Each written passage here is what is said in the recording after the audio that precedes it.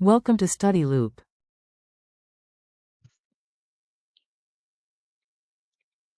First, let's review the concepts of consumer surplus, producer surplus, and total surplus.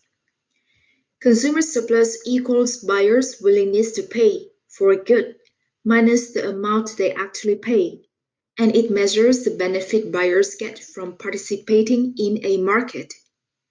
Consumer surplus can be computed by finding the area below the demand curve and above the price.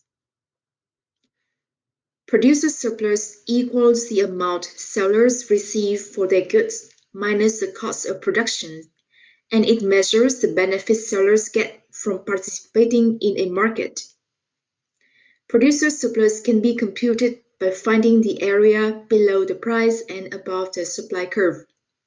The sum of consumer surplus and producer surplus is total surplus. Here I have the graph of the demand and supply schedules, and for the first part, we will find the quantity supplied and quantity demanded for three levels of prices. At a price of $2 per bottle, the quantity supplied is 1 and the quantity demanded is 3. At a price of 4, the supply quantity and demanded quantity are both 2. For the price of 6, the supplied and demanded quantity is they are 3 and 1 respectively. So you can tell that only a price of $4 brings supply and demand into equilibrium with an equilibrium quantity of 2.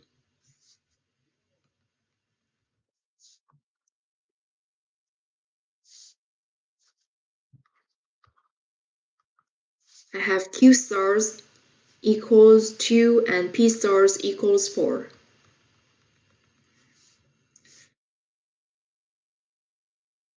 Given the equilibrium, now we can calculate consumer surplus and producer surplus.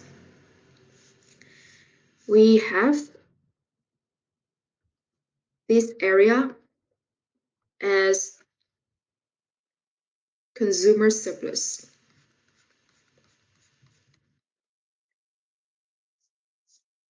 And this area is producer surplus. Each area consists of 2 rectangulars, and the sum of the 2 rectangular areas is the value of the surplus. For consumer surplus,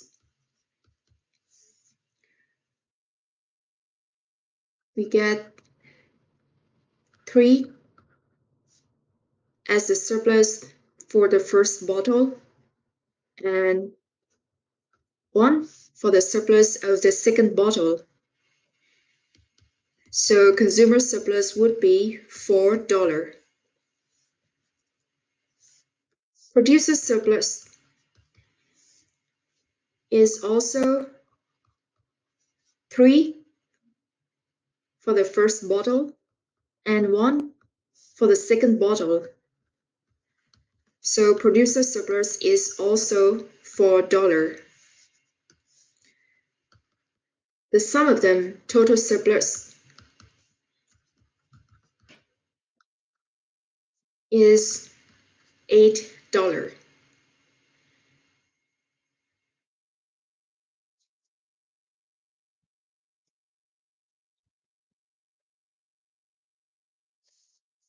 Now part C.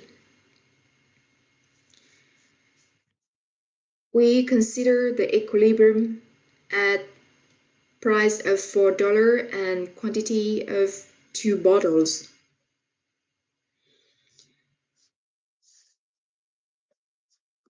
This is a supply from Ernie, and this is a demand from Bert. If Ernie produced one less bottle, his producer surplus would decline to $3.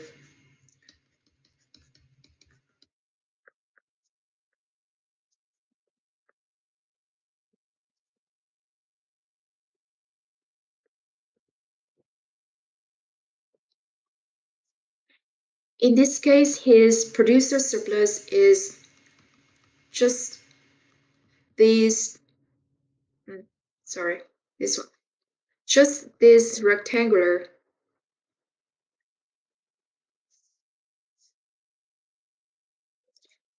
Similar to Bert, if he consumed one less bottle, his consumer surplus would be 3. And that is the area in red.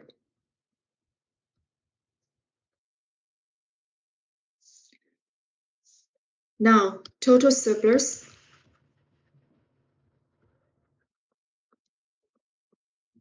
is 3 plus 3, which is 6. Total surplus has declined by $2 from part B.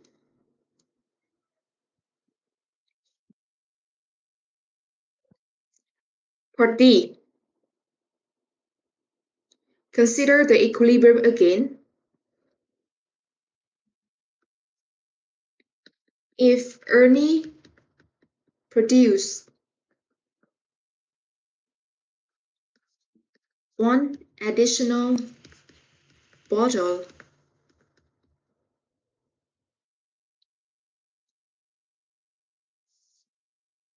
his cost would be $5, but the price is still 4.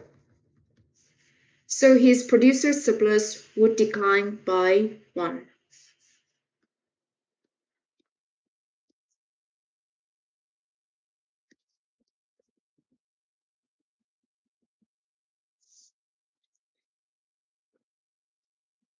You can imagine that by equilibrium, the producer surplus is this area. But when the producer, Ernie, produces one more bottle, then his surplus declined by this area. These two areas are equal. So now his producer surplus is only 3, reduced by 1 compared to the equilibrium.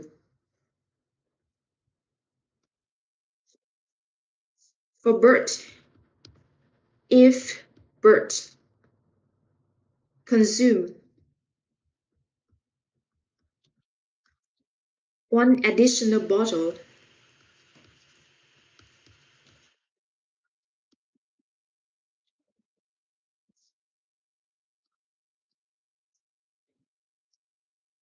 his value for the additional bottle would be 3, but the price is still 4. So his consumer surplus would decline by 1.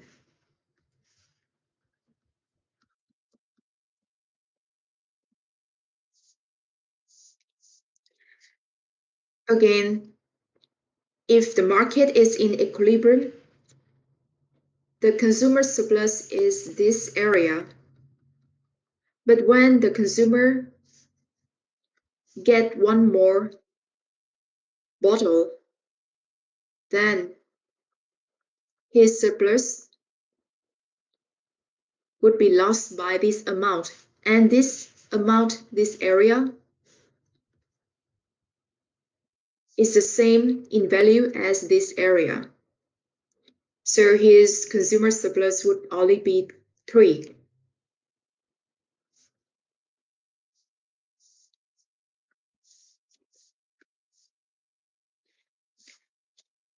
the total surplus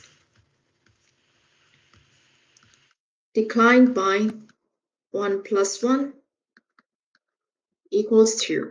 Total surplus declines by $2.